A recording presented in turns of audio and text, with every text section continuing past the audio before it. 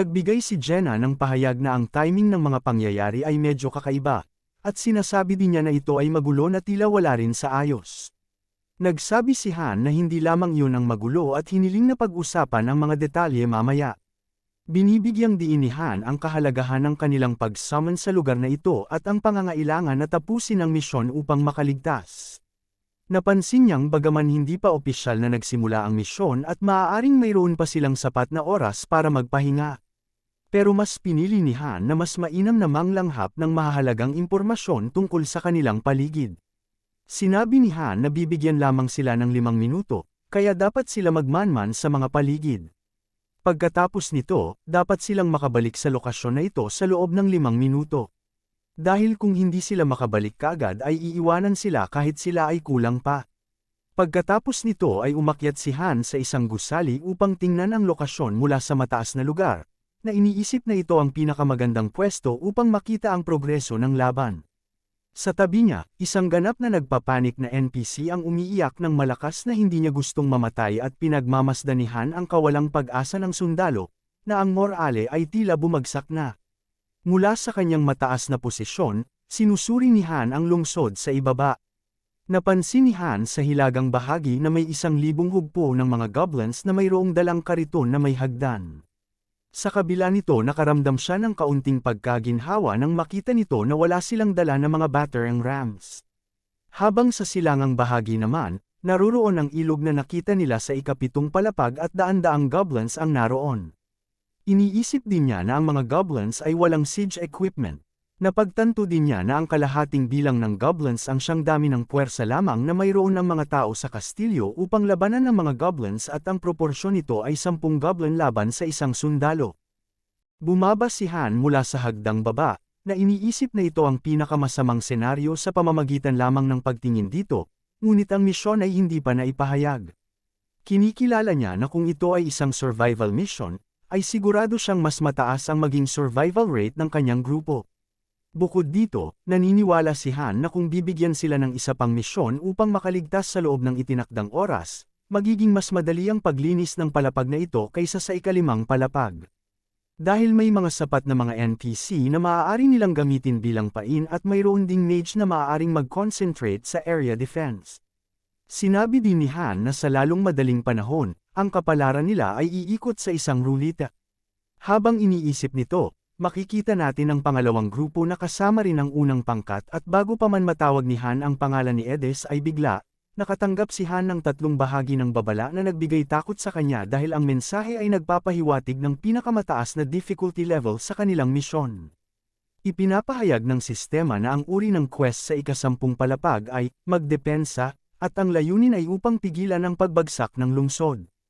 Nagulat si Han dahil ito ay hindi isang survival mission, kundi isang defense mission at iniisip na pinagsasama ang mga pangkat ng mga partido sa una at ikalawa, na may kabuuang 10 bilang ng tao at 350 bilang ng sundalong NPC na kailangang labanan ang mga libu-libong goblins.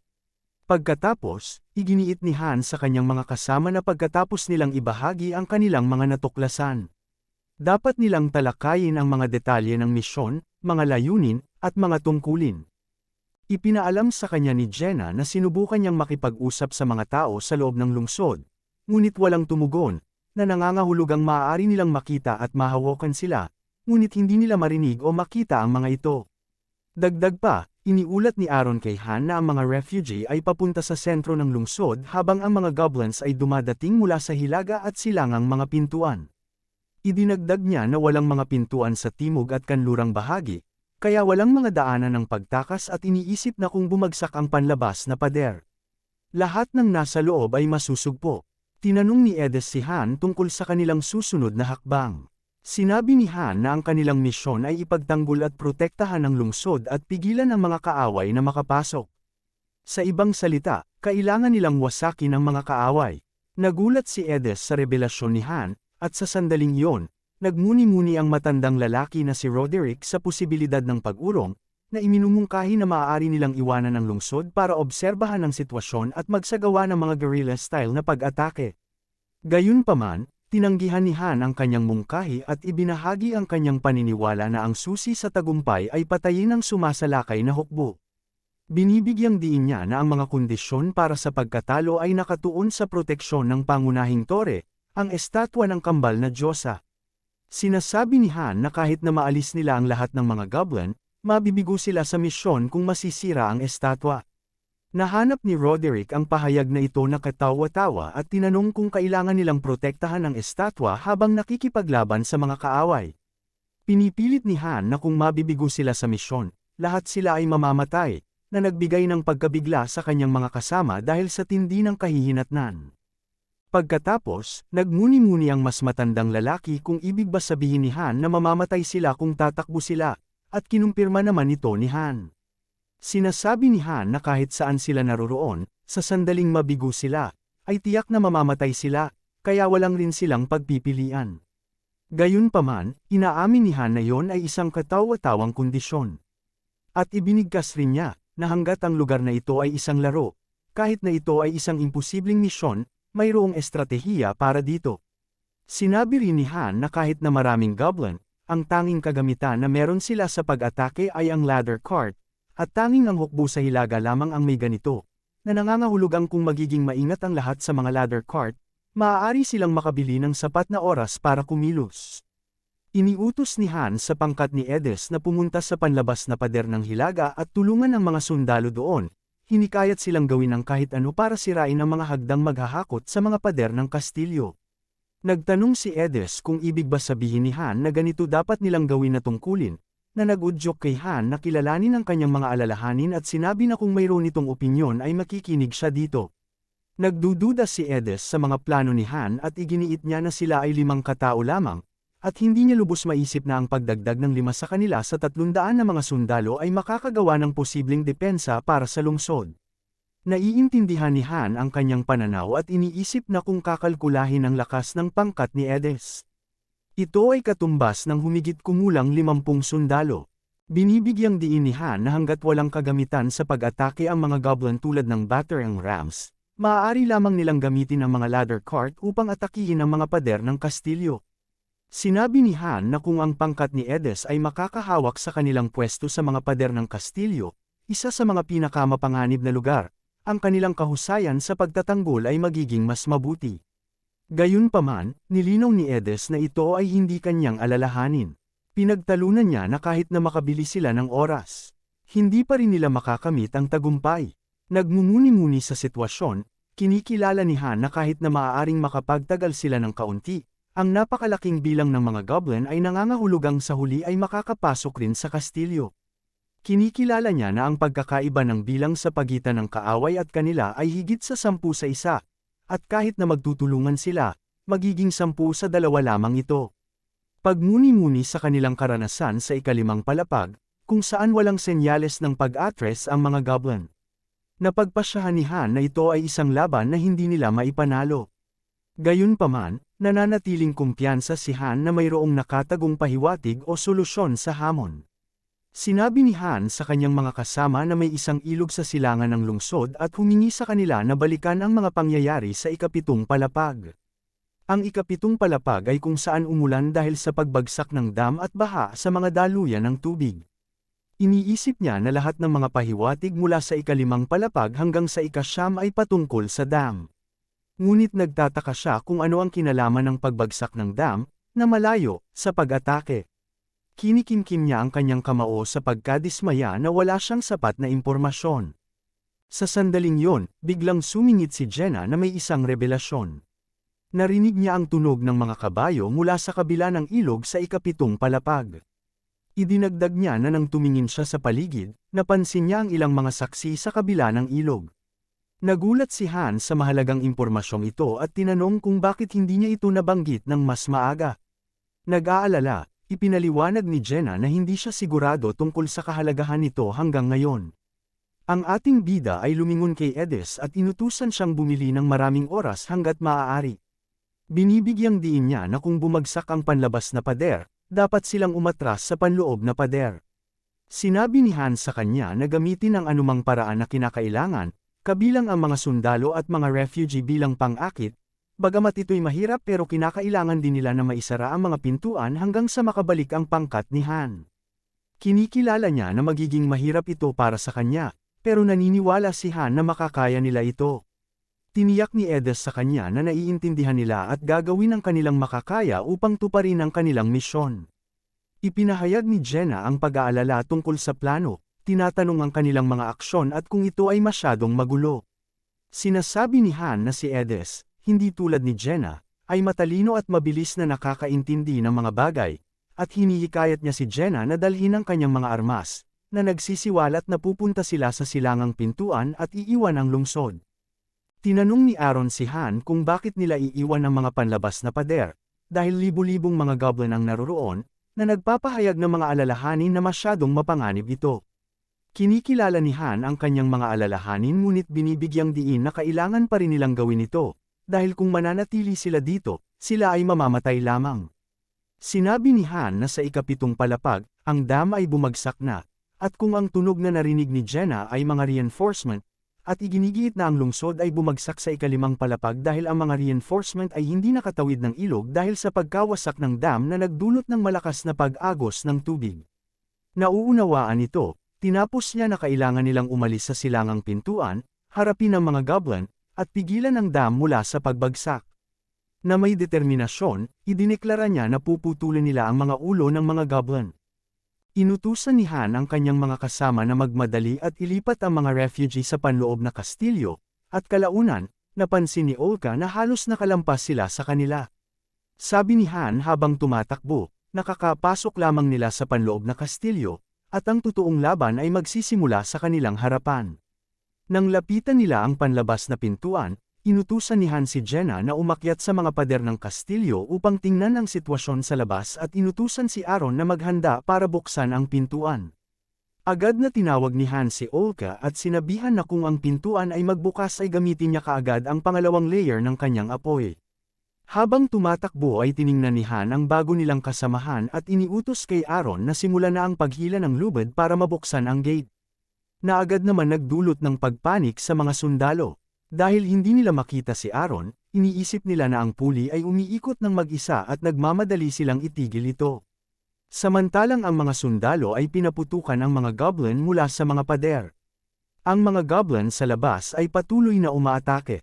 Hindi pinansin ni Han ang mga alalahanin ni Jenna, na sinasabi na hindi ito mahalaga, at iniutos sa kanya na bumaba muna. Binibigyan siya ni Han ng kasiguraduhan na ang mahika ni Olga ang siyang magbibigay ng daan sa kanila. Pagkatapos, hiningi ni Han kay Jenna na pigilan ang mga sundalo upang hindi sila makialam. Kinuha ni Han ang pamumuno at agad na pinatahimik ang isang sundalo, na nagudyok sa pinuno ng mga sundalo na mag-isip kung may masamang espiritu na pumasok. Inutusan niya ang kanyang mga tauhan na ihinto ito sa anumang halaga, ngunit pumihil si Jenna sa kanilang pagsulong sa pamamagitan ng pagpapatamba sa kanila gamit ang kanyang paa. Samantala, habang nagbabasa ng mga taludtod si Olga upang i-cast ang kanyang spell, may isang goblin na nag-shoot ng palaso sa bahagyang nakabukas na panlabas na pintuan. Ngunit, sa tamang oras, nakialam si Han, nahuli ang palaso gamit ang kanyang mga kamay. Sa kahangahangang kahusayan, ibinato niya pabalik ang palaso sa goblin. Habang patuloy na tinatrabaho ni Jenna ang mga sundalo upang maiwasan ang kanilang pagkakagambala habang hinihila ni Aaron ang puli, nananatiling naguguluhan ang mga sundalo kung sino ang humahadlang sa kanila. Biglang bumuhos ang ulan, kaya't nag-isip si Han kay Olga at sinasabi na hindi mawawala ang kanyang mga apoy dahil lang sa ulan. Na may matibay na konsentrasyon sa pagcast ng kanyang spell, tumugon siya ng may tiwala. Samantala, matagumpay na binuksan ni Aaron ang pintuan, na nagudyok sa mga goblin na pumasok at umatake kay Olga. Hindi na nagpatumpik-tumpik pa. Agad na inilabas ni Olga ang kanyang ignite spell, na nilamon ang lugar ng mga apoy at sinunog ang lahat ng goblins sa harapan. Kasabay nito, inutusan ni Han si Olga na huwag pasabugin ang pintuan, kundi ilabas ang pagsabog sa labas ng pader.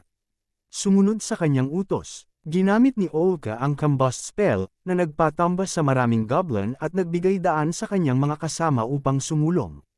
Pagkatapos magtapos ni Olga sa pagcast ng spell, ibinigay ni Han sa kanya ang isang mana potion, na pinayuhan siyang inumin ito pagkatapos ng bawat tira upang maibalik ang kanyang enerhiya. Pagkatapos, ipinaalala niya na marami pang goblin ang kailangan nilang labanan, at tinanong kung kaya niyang panghawakan ito. Sa pagtugon, tiwala si Olga na kaya niya, na sinasabing kaya niyang magpaputok ng hindi bababa sa 100 beses pa.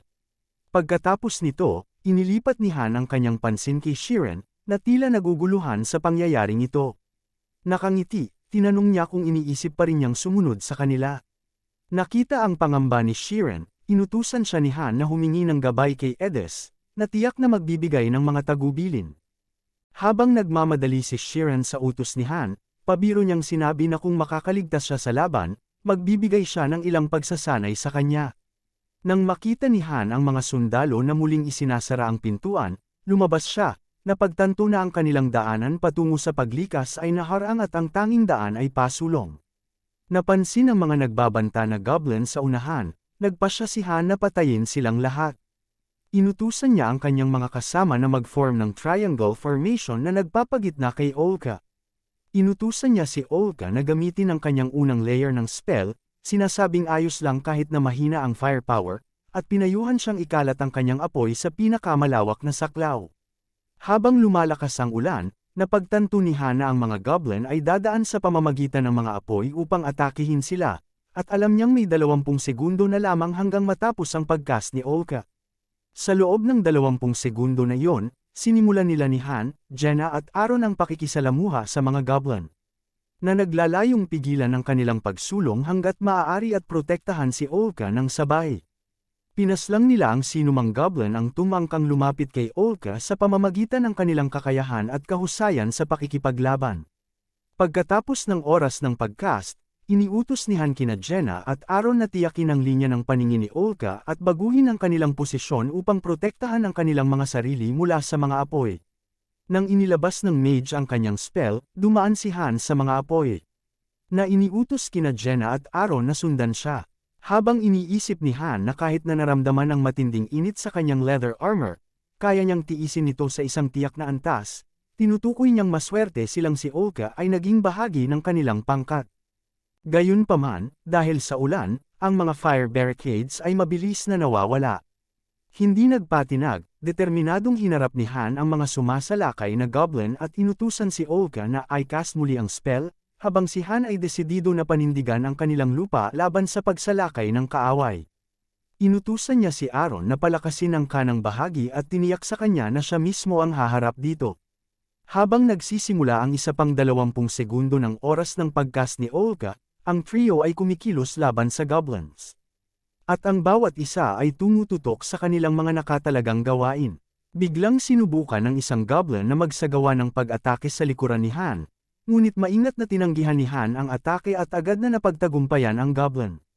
Sa lalong madaling panahon, natapos ang oras ng pagcast at habang ginagamit ni Olga ang kanyang ignite spell, na nilamon ang karamihan sa mga halimaw, iniutos ni Han sa kanyang mga kasama na dumaan sa mga apoy at patuloy na sumulong. Pinayuhan niya silang gamitin ang kanilang kalasag habang umaabante at ibinunyag na patuloy nilang gawin ito hanggang sa madadaanan nila ang ilog sa ganitong paraan. Sa kabila ng nakakatakot na spell ni Olga, libu-libong goblin pa rin ang naghihintay sa kanilang daan patungo sa ilog. Habang ang leader ng mga goblin ay nakatayo sa likuran at pinagmamasdan ang mga nangyayari sa kanyang paligid.